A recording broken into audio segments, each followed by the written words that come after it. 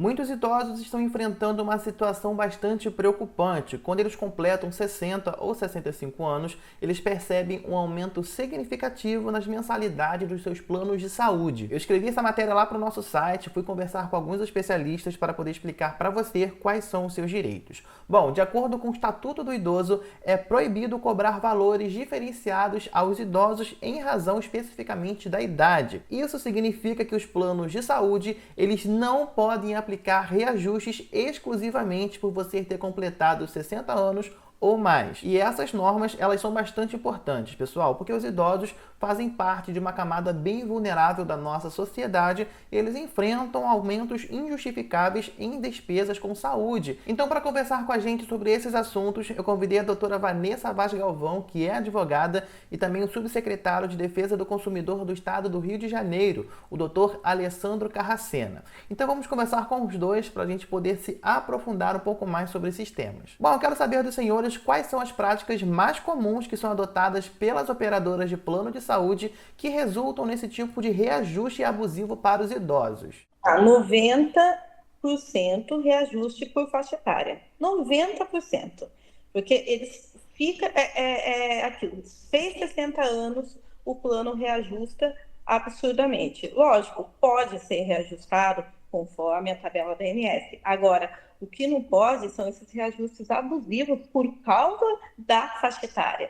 Tá? Isso está bem específico no Estatuto do Idoso, ali no artigo 15, parágrafo 3º. Ele fala o seguinte, ó, vou até ler para você. É vedada a discriminação do idoso nos planos de saúde pela cobrança de valores diferenciados em razão da idade. Tá? Então, assim, isso é o que mais acontece aqui, sendo que tem a lei, tem o artigo, e as pessoas aceitam, porque tem essa visão mesmo, não chegam a ler o contrato, ou também uma coisa muito abusiva, são a omissão de informações contratuais. Eles vêm daquele contrato enorme, chega pro cliente, olha, está aqui, assina, e vai. E falam, e muitas vezes nem falam que é pela faixa etária, falam que são reajustes disfarçados em isso e aquilo, o qual eles não conseguem nunca provar. E aí, na real, a gente vê que os reajustes é pela faixa etária mesmo. É importante o consumidor estar sempre atento às informações emitidas pela ANS, que é a Agência Nacional de Saúde Suplementar. Ela, periodicamente, apresenta a tabela de reajuste dos planos de saúde. Por exemplo, agora, para o próximo ano, né, entre maio de 2024 e abril de 2025, a ANS limitou o reajuste a 6,91% dos planos de saúde individuais, principalmente para essa faixa etária dos idosos, né, que ultrapassaram ali os 59 anos. Infelizmente, é uma prática recorrente das operadoras de plano de saúde ignorarem as informações da ANS, ignorarem muitas das vezes as determinações legais e continuarem aplicando aumentos de maneira gradativa pela faixa etária, mesmo após os 59 anos. E muitas das vezes por desconhecimento do consumidor, da pessoa idosa, por não ter acesso a essas informações, eles acabam sendo surpreendidos e se veem compelidos a pagar, porque afinal de contas, se deixar de pagar, vai deixar de ter a assistência que é imprescindível para essa faixa etária. O que nós orientamos? Procure o PROCON da sua cidade, procure os órgãos de defesa e proteção do consumidor da sua cidade, relate o aumento que você vem sofrendo no seu plano de saúde,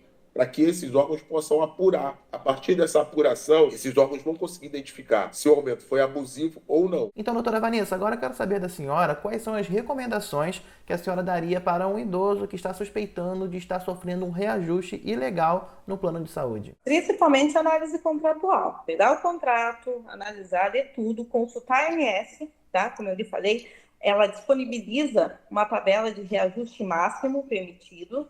Então, através dela e do contrato, é que a gente vai ver aonde estão todas as abusividades do contrato, e aí sim a gente vai poder virar para o cliente e falar, olha, tem isso, tem isso, tem isso.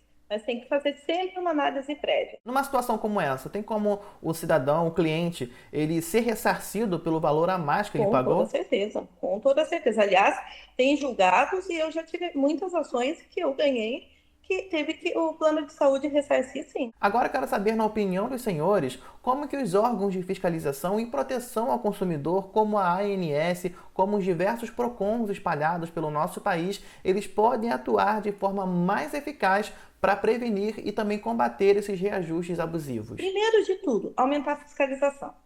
Aumentar a fiscalização em cima dos planos de saúde. Analisar os contratos, reajuste das operadoras, sabe? A prevenção. Então, assim, esses órgãos tinham que ficar em cima, porque o que acontece? Tem muita demanda judicial, né? Como você mesmo falou, vem muita gente no meu escritório e não tinha necessidade disso, sabe? Se tivesse essa prevenção, se eles analisassem, se eles fiscalizassem os planos de saúde, isso ia reduzir muito. Outra coisa, ampliando campanhas, informação e multa.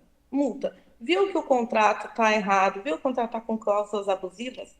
Multar esses planos de saúde. Eu acho que é a única maneira. Quero fazer a mesma pergunta para o subsecretário e também saber se no Rio de Janeiro existe algum caso que a gente possa destacar aqui para o nosso público. Os órgãos de fiscalização e proteção e defesa do consumidor, especialmente aqui no estado do Rio de Janeiro, nós fazemos aí uma rotina de fiscalização sobre essas operadoras de plano de saúde. Mas para nós é muito importante sermos alimentados pelas informações que vêm do consumidor. É o consumidor que está na ponta da linha, eles é que acabam, na verdade, sofrendo o reflexo das práticas abusivas que muitas das vezes as operadoras de saúde lançam mão sobre os consumidores. Então, para nós é muito importante a denúncia. Então, o consumidor precisa denunciar aquelas práticas que ele enxerga que está sendo abusiva contra ele, os aumentos que muitas das vezes estão fora dos padrões estabelecidos pela Agência Nacional de Saúde Suplementar. É muito importante para os órgãos de proteção e defesa do consumidor terem essas ferramentas de informação nas mãos para que nós possamos atuar. Então, a denúncia feita pelo consumidor ela é fundamental para a nossa atuação. Um bom exemplo do que aconteceu e também daquilo que a gente vem executando foi a coisa de 3 meses atrás, aqui no estado do Rio de Janeiro, houve uma incidência muito grande de descredenciamento de algumas clínicas de tratamento de pessoas em situação vulnerável, especialmente crianças que faziam tratamentos de doenças como TDAH, pessoas com espectro autista.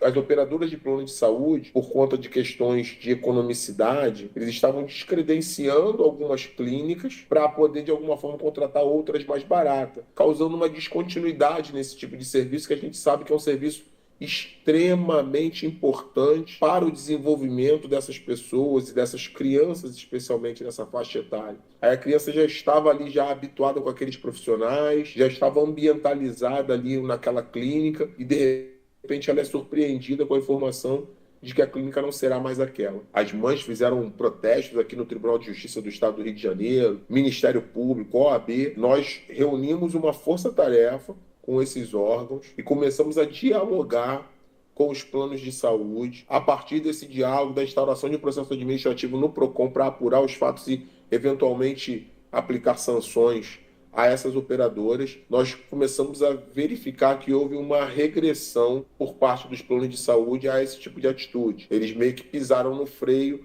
porque viram que eles seriam, e estão sendo, na verdade, que os processos administrativos punitivos ainda estão em trâmite, mas eles estão sendo punidos por essa prática ilegal e que beira a desumanidade, o que eles fizeram com essas crianças, com essas pessoas, com essas famílias, vulneráveis em meio a uma situação tão delicada. Muito obrigado aos dois pela participação aqui no nosso vídeo. E para encerrar o nosso conteúdo, eu quero te ensinar como que você pode denunciar o plano de saúde, quais são os passos que você deve seguir para fazer a sua denúncia. Então, olha só. O primeiro local que você pode procurar ajuda é na Defensoria Pública, que oferece assistência jurídica gratuita para pessoas de baixa renda.